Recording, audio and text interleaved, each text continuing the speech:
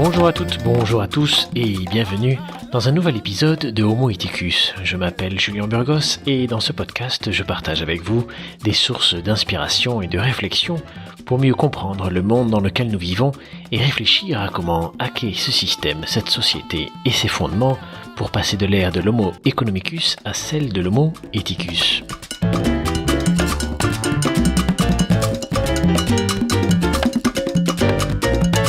Et pour ne rater aucun épisode, vous pouvez suivre le podcast sur la plateforme Imago, la plateforme média de la transition ou sur votre application préférée. Et pour soutenir le podcast, vous pouvez désormais faire des dons directement sur Imago.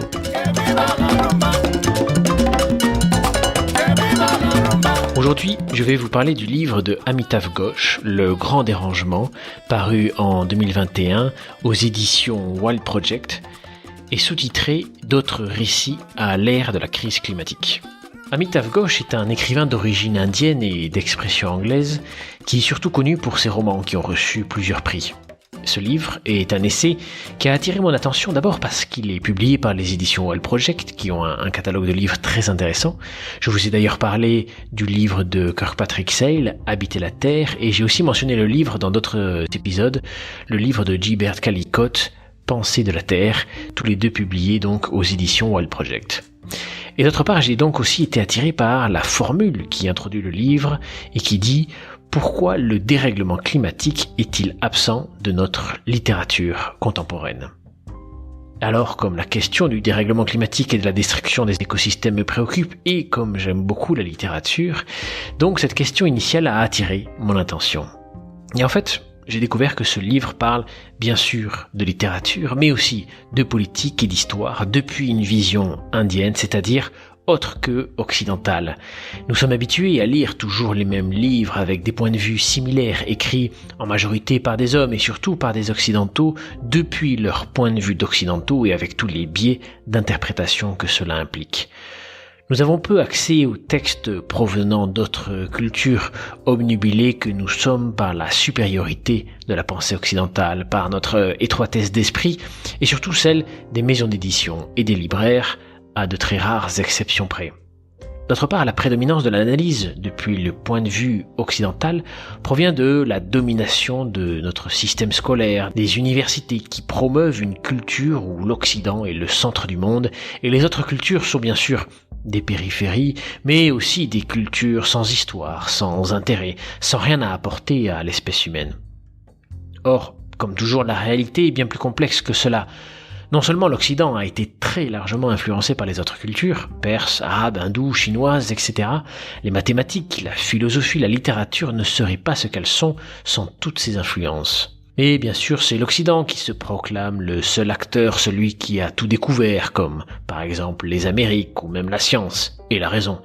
Et un des meilleurs exemples de ce travestissement de l'histoire est l'image de Jésus-Christ à la peau blanche pour correspondre aux critères de l'Occident alors qu'il vient bien sûr du Proche-Orient.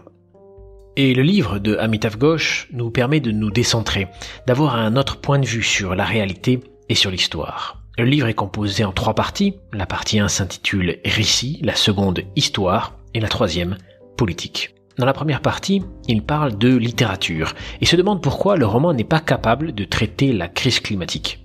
Alors certes, il y a quelques exceptions qu'il mentionne, mais qui sont surtout des histoires post-apocalyptiques. Et il propose une théorie intéressante. Il explique qu'au fond, le roman moderne, depuis Flaubert, se préoccupe de décrire la réalité, et surtout la réalité bourgeoise, celle que les écrivains connaissent. Il s'agit donc d'une réalité monotone, entrecoupée de quelques drames familiaux, de quelques événements par-ci par-là. Alors bien sûr, la littérature, ce n'est pas que le roman, il y a la science-fiction, le fantastique, mais ce sont des catégories à part, et qui sont d'ailleurs dévalorisées par rapport au roman classique, qui est la vraie littérature. L'auteur écrit: la probabilité et le roman moderne sont en fait des jumeaux, nés à peu près à la même époque, parmi les mêmes gens, sous une même étoile qui est destinée à servir de véhicule au même genre d'expérience. Avant la naissance du roman moderne, partout où l'on racontait des histoires, la fiction se régalait d'inouï et d'invraisemblable. Des récits comme Les Mille et Une Nuits et le Décaméron sautent allègrement d'un épisode exceptionnel à un autre. Et plus loin, il écrit: C'est ainsi que le roman prend sa forme en faisant passer l'inédit au second plan, tandis que le quotidien s'arroge le devant de la scène. Le roman est ainsi né dans le monde entier par le bannissement de l'improbable et l'insertion du quotidien. Fin de la citation.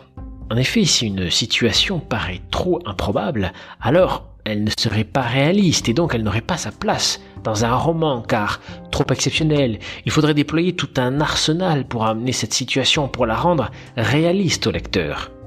Or, le dérèglement climatique est une succession d'événements exceptionnels. D'autres romans, comme je l'ai mentionné, ont aussi des successions d'événements, que ce soit des romans policiers ou sur la guerre. Mais comme la science-fiction, ce sont des romans en genre, comme on dit, ils sont considérés comme des sous-catégories de la littérature. Plus loin, l'auteur écrit « Pourquoi la rhétorique du quotidien devait-elle apparaître au moment précis où le régime des statistiques, gouverné par les idées de probabilité et d'improbabilité, était en train de reconfigurer la société ? Pourquoi l'art du remplissage, c'est-à-dire les descriptions détaillées de la vie quotidienne, devint-il subitement si important ? La réponse de Franco Moretti, un théoricien littéraire, est la suivante. Parce qu'il offre le genre de plaisir narratif compatible avec la nouvelle régularité de la vie bourgeoise. L'art du remplissage transforme le roman en passion calme. Il fait partie de ce que Weber appelle la rationalisation de la vie moderne. Autrement dit, le remplissage est une tentative de rationaliser l'univers romanesque. Ce dernier devient un monde peu surprenant, avec moins d'aventures et sans miracle aucun. Fin de la citation. L'auteur compare ensuite cela à l'usage très répandu des probabilités et des statistiques qui, par définition, lissent les modèles, normalisent les extrêmes, créent des tendances et donc sont aveugles aux exceptions, aux événements extrêmes. Et il donne l'exemple de l'ouragan Sandy qui toucha New York en 2012 en suivant une trajectoire non prévue par les modèles classiques, mais par contre prévue par des modèles dynamiques. Et c'est la différence entre les statistiques et la dynamique, et cela nous renvoie à la logique du signe noir de Nassim Taleb, un livre très intéressant également. Cependant, il y a d'autres mouvements littéraires, par exemple comme le surréalisme, le réalisme magique, qui diffèrent du roman classique et de la normalité. Mais ce sont des choses différentes. Ces deux mouvements renvoient soit à la magie, soit à une imagination débridée, mais en aucun cas à des événements extrêmes possibles, mais peu probables selon les statistiques classiques. Alors cette théorie de l'auteur est discutable, on pourrait trouver de nombreux contre-exemples, mais je pense que certains éléments sont pertinents. Autre détail qu'il nous donne et que je trouve significatif, il parle de l'influence majeure d'un événement géologique et climatique massif. Il s'agit de l'éruption volcanique du mont Tambora en Indonésie, la plus grande éruption de toute l'histoire consignée, qui a eu lieu le 5 avril 1815. Après cette éruption, il y a eu plusieurs années de graves perturbations climatiques, il y a eu des récoltes mauvaises et des famines, en Europe et en Chine. Plus tard, on parlerait de 1816 comme de l'année sans été. Or, en mai 1816, Lord Byron et Percy Shelley, le poète, et celle qui deviendrait sa femme, Mary Shelley, étaient à Genève sur les bords du lac Léman, et Mary Shelley écrivait à ce moment-là que la pluie quasi perpétuelle les empêcha de passer du temps dehors. Alors, Lord Byron, le poète, a fait la suggestion d'écrire des histoires pour passer le temps. Et c'est le début de la littérature fantastique, avec la création du personnage de Frankenstein par Mary Shelley, d'un personnage de vampire, écrit par Byron lui-même, et un poème intitulé « Les Ténèbres ».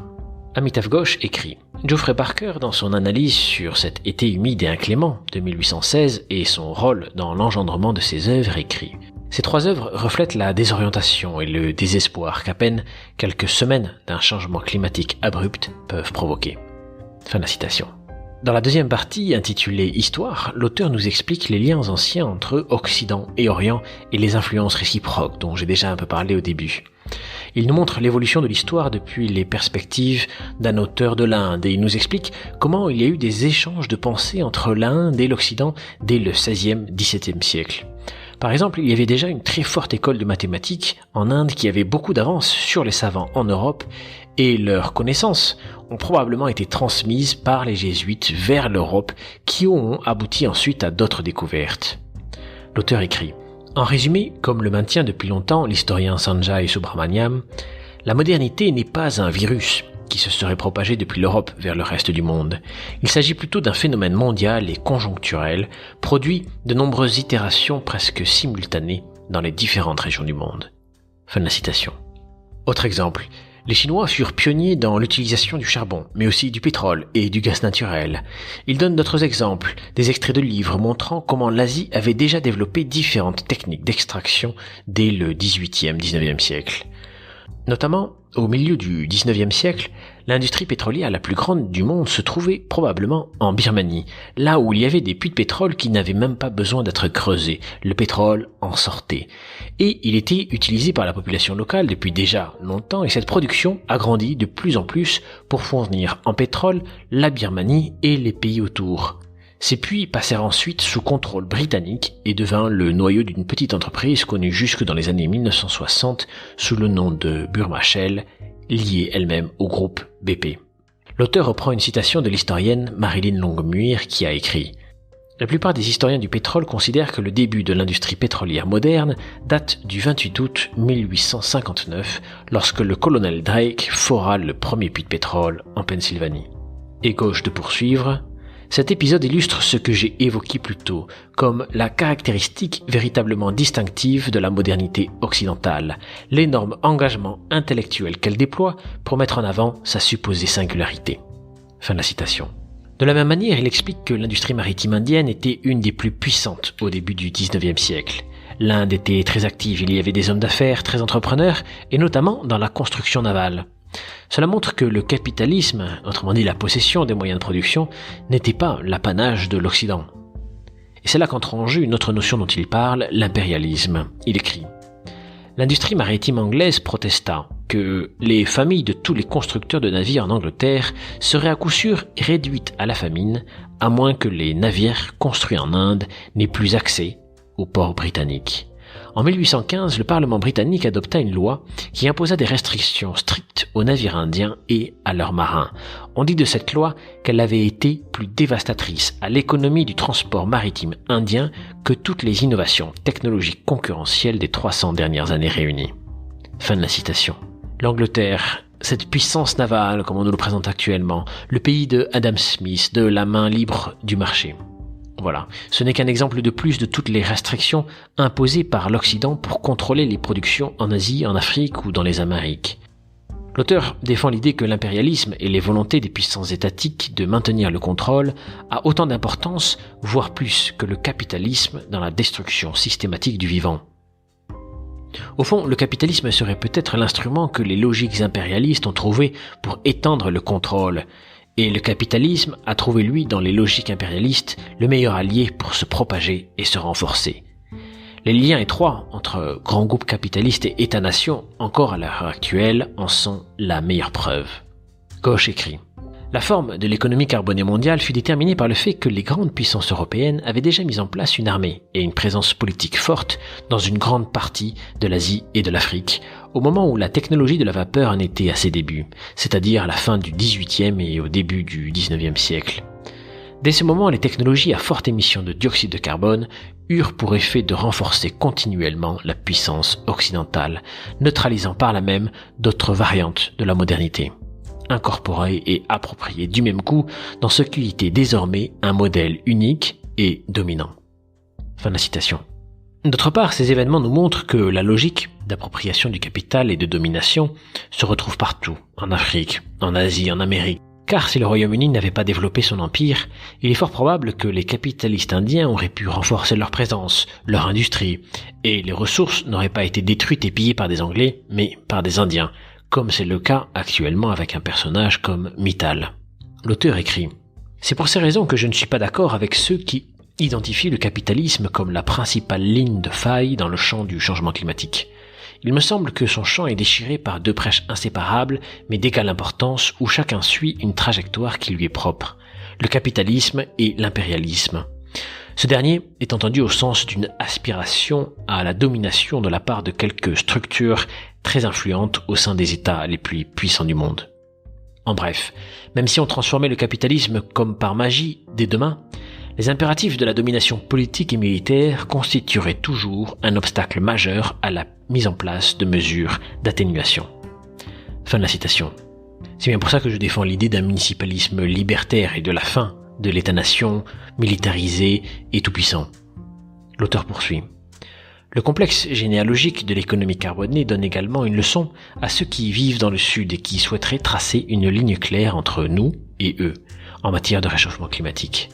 S'il est indiscutable que la crise climatique fut provoquée par l'évolution de l'économie carbonée en Occident, il est tout aussi vrai que le sujet aurait pu prendre un autre tour. On ne peut donc pas penser la crise climatique comme un problème créé par un autre, absolument séparé. Fin de la citation. Comme je l'ai dit, si ça n'avait pas été l'Empire britannique, cela aurait pu être une autre nation. On peut y voir une sorte de fatalisme lié à la condition humaine qui cherche en permanence à accumuler du pouvoir, des richesses, et cela peu importe les cultures, à de très rares exceptions près, bien évidemment. Exceptions d'ailleurs qui ont été repoussées dans les franges, dans les territoires les plus compliqués d'accès, au cœur des forêts de l'Amazonie, de Bornéo, au sommet des montagnes, dans les endroits les plus difficiles à vivre.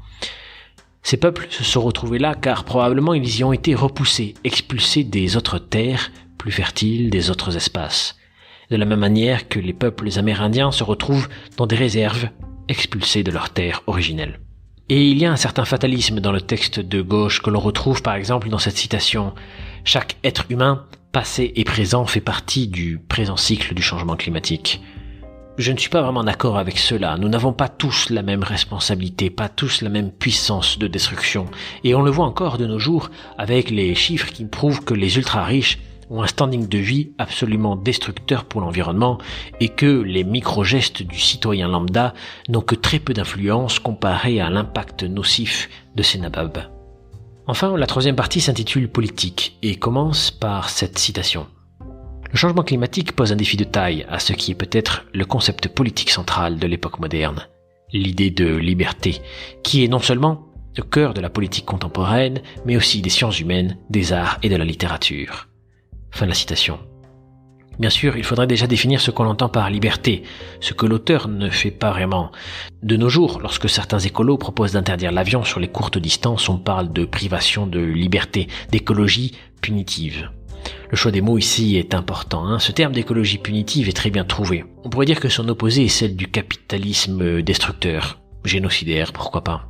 Bref, cette idée de liberté est au centre de la pensée des Lumières en lien avec le développement de la science. Il faut repousser les limites, et ces limites sont celles de la nature. Amitav Ghosh écrit « Être indépendant de la nature était une des caractéristiques fondamentales de la définition même de liberté. On pensait que seuls les peuples qui s'étaient affranchis de leur environnement étaient doués d'une capacité d'agir historique et méritaient l'attention des historiens. Les autres peuples avaient peut-être un passé, mais pas une histoire, qui ne s'actualise que dans la capacité d'agir humaine. » Fin de la citation. Et je rajouterai qu'elle est surtout dans la capacité de construire des infrastructures. En effet, les peuples qu'on nous présente en modèle sont ceux qui ont laissé des traces, des pyramides, des réseaux d'irrigation, des routes, etc. Et lorsqu'il y a peu de traces, peu d'événements que les historiens peuvent identifier, alors il n'y a pas d'histoire. On parle de déclin des empires, déclin de la civilisation.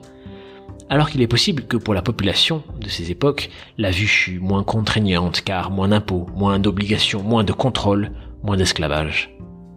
Peut-être qu'un jour, on évaluera le degré de sagesse d'une civilisation à son impact sur son environnement. Plus il est destructeur, plus la civilisation fut une calamité. Et la nôtre dépasse tous les records. Plus loin, il parle de la notion de progrès, de modernité. Il écrit « Si Bruno Latour a raison, alors être moderne revient à considérer le temps comme irréversible, à le penser comme une progression systématiquement propulsée vers l'avant par des ruptures révolutionnaires. Ces dernières sont alors comprises par analogie avec les innovations scientifiques, chacune d'entre elles censée rendre obsolète celle d'avant. L'obsolescence est pour la modernité un équivalent réel de la perdition et de l'enfer. C'est pourquoi la formule de damnation la plus cinglante de notre époque, transmise tel un témoin depuis Hegel et Marx jusqu'au président Obama, est la malédiction de se retrouver du mauvais côté de l'histoire. Fin de la citation. Cela implique que ceux qui ont fait l'histoire, ou plutôt ceux que l'histoire a retenus, seraient du bon côté, seraient les winners. D'une certaine manière, il faut reconnaître que c'est vrai. Mais peut-être faudrait-il revoir la manière de faire l'histoire pour savoir qui se trouve du bon ou du mauvais côté. Si les valeurs étaient différentes, si l'éthique, le respect du vivant étaient les valeurs principales, Alors nul doute que les Napoléons, les Obama, les Biden ou les Macron devraient être pour toujours dans les poubelles de l'histoire avec les Bill Gates, les Elon Musk et autres psychopathes dans leur genre. Plus loin, l'auteur a une réflexion intéressante sur le pouvoir réel de la population dans la prise de décision.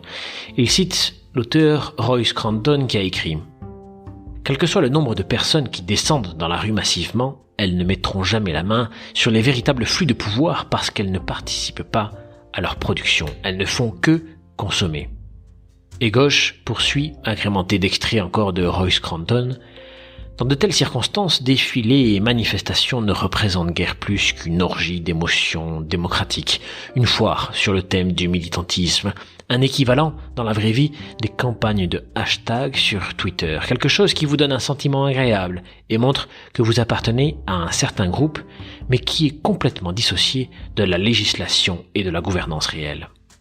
Fin de la citation. Je suis assez d'accord avec cette phrase. Néanmoins, Roy Scruton, cité ici, qui est l'auteur du livre Learning to Die in the Anthropocene, est lui aussi très fataliste, et d'ailleurs critiqué en cela par Andreas Malm dans son livre Comment saboter un pipeline. Bref, revenons à Amitav Ghosh, qui critique également la politique des actes individuels promus un peu partout comme les mesures indispensables, les gestes pour sauver la planète, et qui génèrent un marketing et un business assez prolifiques. Ghosh écrit « L'effet de la fusion entre politique et morale est tel qu'elle fut incapable de dénoncer l'évidence. Les choix individuels ont bien peu d'impact au regard de l'ampleur du changement climatique, à moins que certaines décisions collectives soient prises et mises en œuvre. La sincérité n'a rien à voir avec le rationnement de l'eau en cas de sécheresse. Cette mesure ne peut pas être laissée à la discrétion de la conscience individuelle. Penser en ces termes revient à accepter les prémices néolibérales. » Fin de la citation. Il va même jusqu'à dire « Gandhi fut la personnification même d'une politique de la sincérité morale », ce qui pour lui est plutôt une critique assez forte, puisque cela revient à dire que Gandhi défend les prémices néolibérales. Et d'ailleurs, je tiens à préciser que lorsque je parle d'Homo ethicus, je ne parle pas d'éthique individuelle, ou en tout cas pas uniquement d'éthique individuelle, mais bien d'un changement de valeur au niveau de la société dans son ensemble. L'auteur conclut sur une perspective, encore une fois, assez fataliste, mais pourtant juste sur le lien entre énergie et puissance des États. Il rappelle comment les pays les plus puissants du monde sont ceux qui ont accès à l'énergie. Et d'ailleurs, la Chine et l'Inde, qui ont grandement augmenté leur accès à l'énergie, sont devenus des puissances à l'influence internationale, et donc avec un impact climatique immense. Selon l'auteur, si les pays respecteraient les accords sur le climat, il y aurait donc une redistribution de l'accès à l'énergie, puisqu'il faudrait émettre moins de CO2, ce qui impliquerait un changement des rapports de force et des richesses au niveau mondial. L'auteur écrit « Du point de vue des responsables de l'appareil sécuritaire dont le but est le maintien de la domination au niveau mondial, voilà précisément le scénario le plus angoissant. De ce point de vue, le maintien du statu quo est l'issue la plus souhaitable. Vu sous cet angle, le changement climatique ne constitue pas un danger en soi. Il est plutôt envisagé comme un multiplicateur de menaces qui risque d'aggraver les divisions déjà existantes et de conduire à l'intensification de toute une série de conflits. » Fin de la citation. Et on le voit, ici la question pour les dominants ou pour ceux qui sont à la tête des États et des entreprises principales, leur préoccupation est de maintenir le statu quo pour maintenir leur pouvoir, peu importe le changement climatique. Et d'ailleurs, cela se retrouve tout à fait dans les interviews de la chaîne maintenant célèbre Thinkerview, qui fait cet équilibre entre changement climatique, préoccupation environnementale, mais surtout renforcement ou défense de l'intérêt national. Bref. Et je conclus avec cette dernière citation. Vu sous cet angle, l'inaction mondiale en matière de changement climatique ne résulte en aucun cas de la confusion, du climato-scepticisme ou d'un quelconque manque de planification. Bien au contraire, le plan est de maintenir le statu quo. Le changement climatique pourrait même favoriser l'exécution de ce plan, en fournissant l'alibi nécessaire à une intrusion militaire toujours plus importante dans tout type d'espace géographique et militaire, et il est fort probable que ce plan bénéficie d'un soutien large et tacite de la part de nombreux pays occidentaux. Des pans entiers de l'électorat comprennent sans doute que les négociations sur le changement climatique peuvent avoir un impact profond sur le statut de leur pays et modifient sa position dans la hiérarchie mondiale du pouvoir et des richesses. Cela pourrait bien constituer le fondement de leur résistance à la science du climat, en général. Fin de la citation.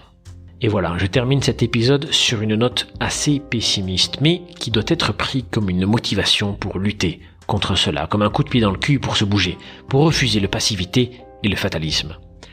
Comme Édouard Viepieli l'avait suggéré dans l'entretien que l'on a eu ensemble, dans l'épisode précédent, il faut s'engager localement pour défendre le vivant contre les projets inutiles, contre le développement technologique absurde pour la vie. Voilà, je vous remercie énormément d'avoir suivi cet épisode.